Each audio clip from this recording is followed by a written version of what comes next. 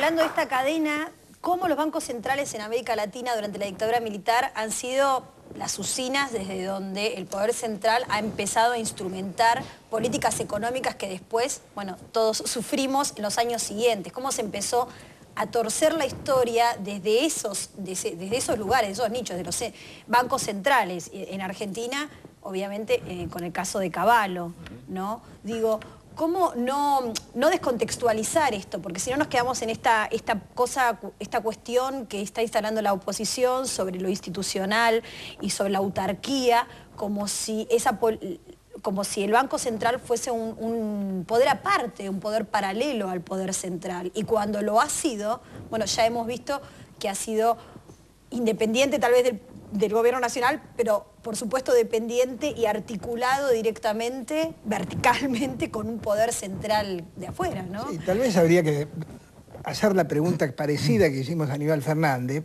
más corta en este sentido. De algún modo, estas gestiones, tanto la del presidente Kirchner como la de la presidenta, dejaron abierto el lado vulnerable que tiene el Poder Ejecutivo respecto del Banco Central. Esa carta orgánica que en algún momento la diputada Marcó del Pont intentó en el Congreso que fuera, digamos, de algún modo desactivada, colocada en otro trance, y esto ha colocado al gobierno en una situación, digamos, en el borde de la ilegitimidad para el consenso de la opinión pública informada por los grandes medios. No, yo no diría de la opinión pública.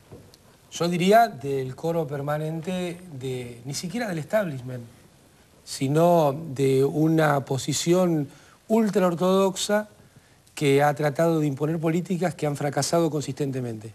Porque si hay algo que ha sido consistente en esas políticas es el fracaso. Yo, cuando veo la discusión de estos días, más allá del decreto 2010 y de Redrado, porque acá las personas pasamos, lo que importa son los criterios, los conceptos que quedan dando vuelta. Veo que se está escondiendo otra discusión. De contrabando en el tema del Banco Central, escuchamos a este coro permanente empezar a proponer el ajuste. Yo veía el otro día en el diario Clarín una nota de análisis sobre el programa monetario del Banco Central, que era muy elogiosa de la actitud del Banco Central, pero parece que decía que el problema de la inflación en Argentina tendría que ver con Tomada, Vudú y Giorgi, porque entonces éramos nosotros los que estábamos empujando esto. Y yo le digo, si alguien piensa que una mejor distribución del ingreso, si alguien piensa que el fomento de la industria local, si alguien piensa que la defensa de la banca nacional puede ser inflacionario, bueno, nosotros pensamos eso. Pensamos que la asignación universal por hijo no era para declamarla, sino para hacerla. Pensamos que el cuidado de nuestra banca no era recitarlo para los bancos extranjeros, sino también para los bancos de capital nacional. Pensamos también que el superávit fiscal no es algo que se declama, sino algo que se ejecuta, como viene pasando de 2003 a la fecha. Entonces yo les digo a toda esta gente que no se preocupen, que nosotros hemos venido trabajando muy fuerte para que Argentina por primera vez en su historia tuviera 6 años de superávit fiscal, tuviera superávit comercial que se acumula año a año. Este año las previsiones del Banco Central para el superávit comercial, es decir, la diferencia entre lo que Argentina vende al mundo y lo que Argentina compra, era de 6.000 millones de dólares. Terminó siendo en un año de una crisis brutal más de 15.000 millones de dólares. Quiere decir que no son infalibles. Bueno, han comenzado también las críticas son falibles. por el aumento del gasto público. A eso me refería. Claro, eso mismo que usted dijo es lo que se estuvo leyendo en los diarios durante de contrabando, el último fin de semana, en el tema del ¿no? central empieza a aparecer la idea de los ajustadores. Aquellos que en la alianza, porque ahí también entraron de contrabando, cuando hubo una crisis, le sacaron el 13% a los jubilados, bajaron el gasto público. ¿Qué terminaron haciendo? Profundizando la crisis. Y si me perdona, yo quería realizar un acto de desagravio a Maradona, porque escuchábamos comparaciones que me parece que no tienen ningún sentido.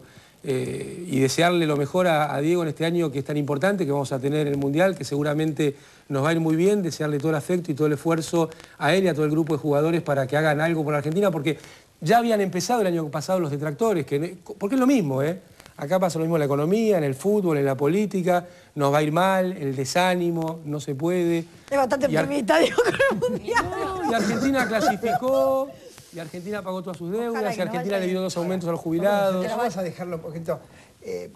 ¿Puedo preguntarle? Vamos a dejarlo ¿Por qué la un poco. cara? ¿Por qué, digamos, pregunta. Redrado, le decían el Golden Boy, usted lo sabe, y uno de los precursores, por llamar de algún modo, fue Bernardo Neustadt. Yo recuerdo, porque lo he estado en reuniones, donde María Julia Alzogaray hablaba de este hombre como de un hombre prometido. Estamos hablando del comienzo de los 90, con la convertibilidad. Es decir, cualquiera que sigue la trayectoria, mis colegas, todos son expertos en esto, saben quién fue Redrado. ¿Cuál es nuestra sorpresa cuando aparece en el Banco Central como presidente? Pero anterior era Pratgay.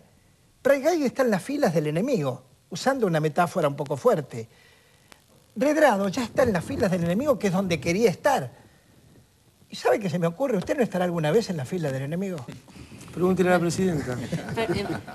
Ministro, Ella tiene claro. con esto de... Pero además, Tengo discúlpeme, que pasar un segundo. el tema de Bueno, de enemigos. A mí me gustaría pensar más que son adversarios políticos. A veces hay muchas actitudes que parecen de enemigos de la República Argentina. Pero bueno, esperemos que haya mucha vocación para que nos vaya mejor a todos, porque son temas de los argentinos, no del gobierno.